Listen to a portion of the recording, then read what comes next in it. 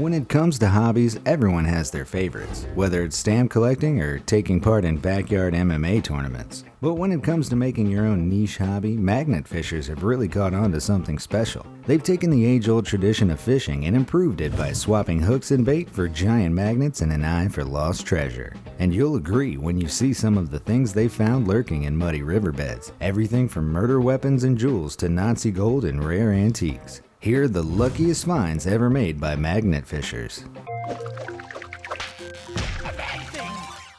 Samurai sword in Manchester. This magnet fisher was over the moon when he caught this fearsome looking sword with his 1,000-pound magnet. Samurai swords are the traditional weapons of Japanese military nobility, made with great craftsmanship and designed to strike fear into their enemies. But it's still a mystery how one found itself in a river in northern England, a place where knives of that length are illegal and punishable by strict fines. Sure, it could have been from a gang of Mancunian samurais battling it out on the back streets, but it's more likely this was a suspect weapon that someone was in a rush to get rid of.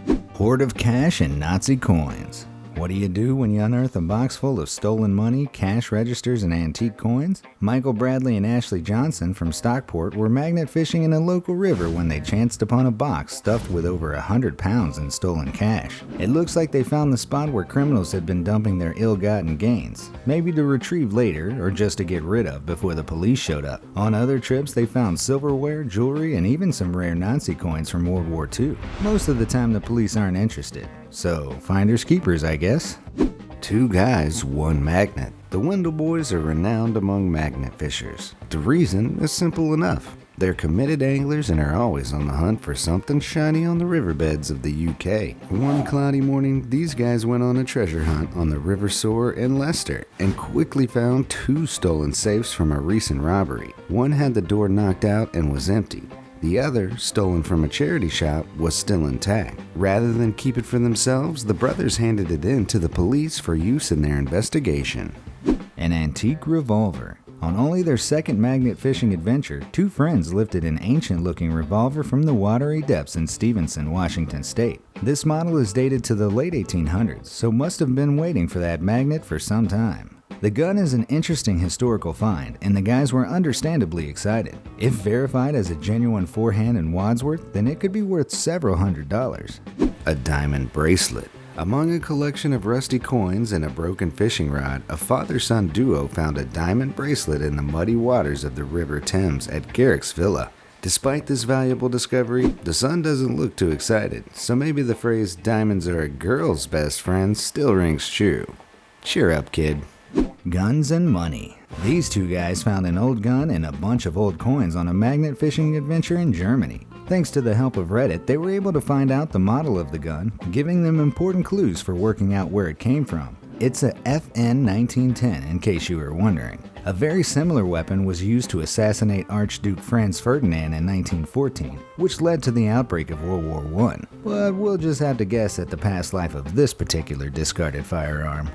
A ticket machine. Two enthusiastic magnet fishermen had a big shock when they heaved up a ticket machine from a canal that runs through Middleton, England. What looks like a treasure chest turned out to be an ancient ticketing machine from a train station. These things can be surprisingly valuable for collectors, so hopefully it's worth the trouble of lifting this thing out of the river.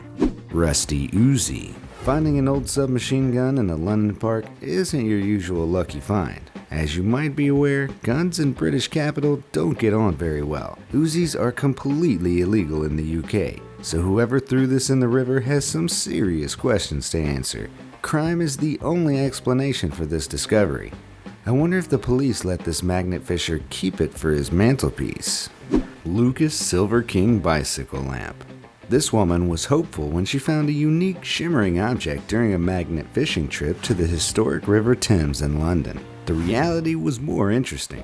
As well as a range of historical artifacts like pins, coins, and pottery, she also found what looked like an old lamp. It turned out to be a 1920s acetylene carbine bicycle lamp, a valuable antique that's worth a few $100s to a collector. A grenade. Rusting away beneath the deep murky waters, there were some crowbars, a broken lock, and a grenade, all just waiting to be found by a pair of young friends. Now this find is lucky because the grenade turned out to be deactivated. Decaying explosive materials stayed dangerous for many years, so a live one could have easily gone off in their hands, a price no amount of rusty crowbars is worth. ATM machine. Finding a giant rusted ATM in the lake might not sound too impressive, but this catch has an interesting backstory. This cash machine, discovered by Reddit user Attican in Texas, is rumored to be one of 6 missing ATMs that were stolen in a heist a few years back. The police never found the other machines, and the main suspect got off pretty lightly as a result. He never confessed to the whereabouts of the other devices either, and some say he'll go straight back to cash it in when he's released. So this rusty old ATM could be a crucial piece of evidence in cracking a serious criminal investigation. Mercedes-Benz car keys. Reddit user Frankie G found a key to a Mercedes on a fishing trip. But where's the car it belongs to? To really capitalize on this find, you'll have to walk around the city hitting that horn button until you find the Merc that beeps back at you. It might be an A-Class, luxury SUV, vintage roadster. Who knows? Finders keepers, right? A motorcycle. This man had a fun-filled day magnet fishing with his family. He pulled out coins, tools, surgical instruments, and a stolen handbag filled with stones. Clearly something going on here. Even weirder was he saw a dark shape in the water. With 2 magnets and sheer strength, he managed to haul out an entire motorbike. But what was it doing in there? It could have been an accident, or more likely stolen and then dumped. Either way, it'll need a bit of work before it hits the road again. Cannonballs. It's not every day you come across a cannonball. Gigmaster, a seasoned magnet fisher, stumbled across the remains of not just 1, but 2 solid cannonballs dated back to the American Civil War. The large metal casings were state-of-the-art naval technology in their day, designed to shatter on impact and spray out the deadly buckshot encased inside. This find could be the remains of a Civil War naval battle, and the broken casings found nearby still contain sludgy black material, partly made of gunpowder.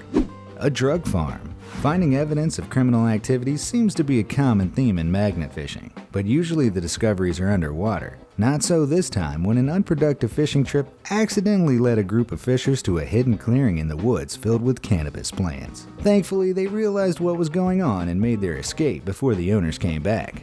That would have been an awkward meeting. A criminal dumping ground. When father of 3 Douglas Simcock took his kids magnet fishing, he expected it would be a nice quiet day out in the English countryside. Little did he know that he'd soon pull up a bag filled with weapons, weighted down with bricks and clearly not intended to be found. The hidden weapons cache contained a pump-action shotgun, 2 handguns and ammo, all wrapped up and sealed. Clearly whoever hid these guns meant business, and in the UK, crime doesn't get much more serious. Was this the disposal of evidence after a murder, or covert preparation for an act of terrorism? Her Majesty's Constabulary are hot on the case.